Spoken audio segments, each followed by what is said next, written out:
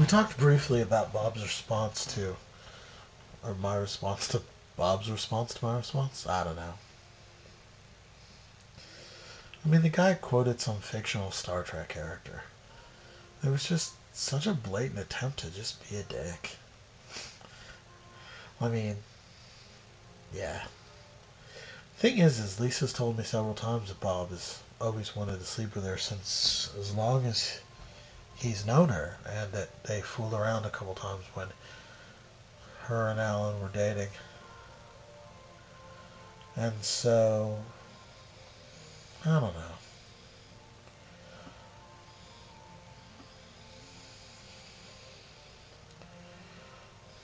It was weird today because she kept telling me how sorry she was that he did it, and I thought to myself, really? I mean, this guy's been your friend that long, and you really have that difficult a time getting him to not post something? I mean, is it really so alien a concept? Hey man, look, you can't call my boyfriend a fucker. Or you can't call him any one of the, many horrible things he called me. I just, yeah, there just seemed to be some element of gamesmanship there.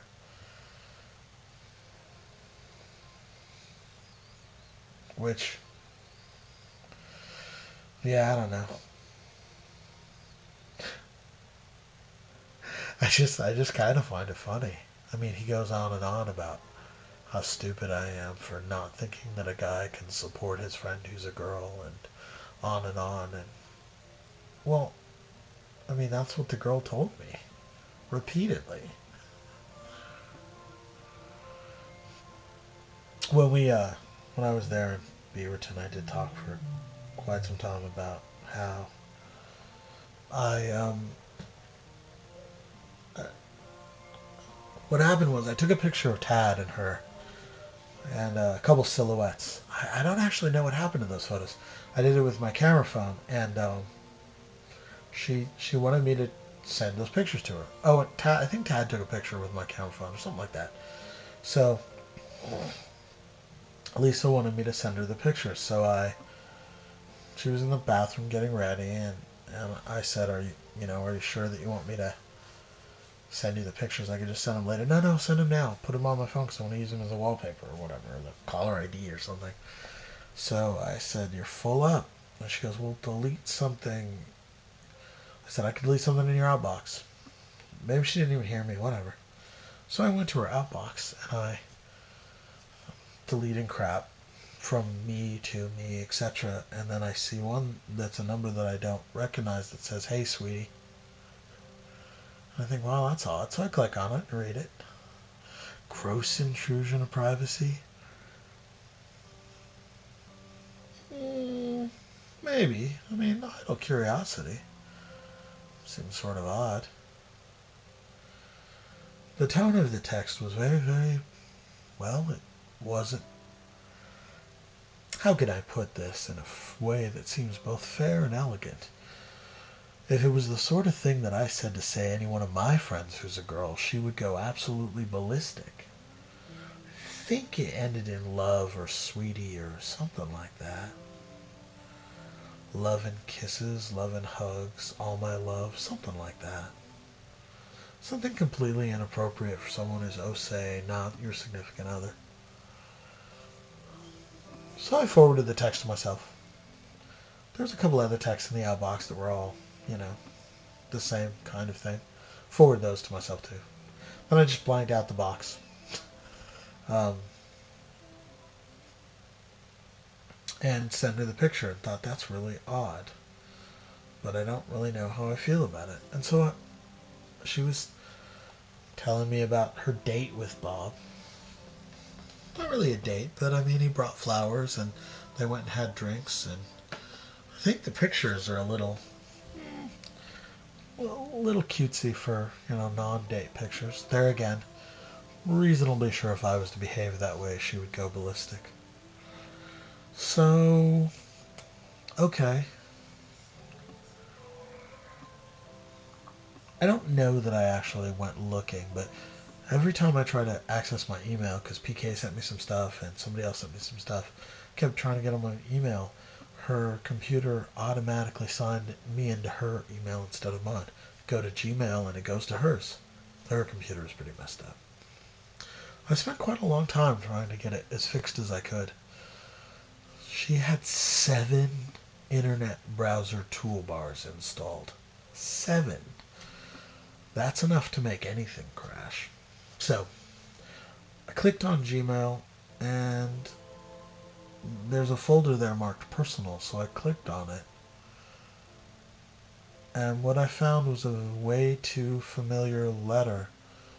Again, addressed love, sweetie, etc. And it's a little too intimate for just, your friend. Even if you've known someone for a long time. It's at least flirting with the edge. Considering that she herself was very jealous, it really seemed to me to be inappropriate.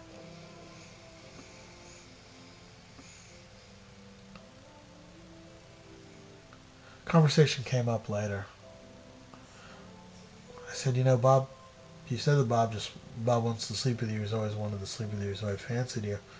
You ever done anything to encourage him? I mean, aside from the making out when you were dating Alan.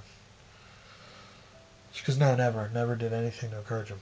Like, not since you've re-known him? No, not at all. It's totally him. I mean, I can't help it.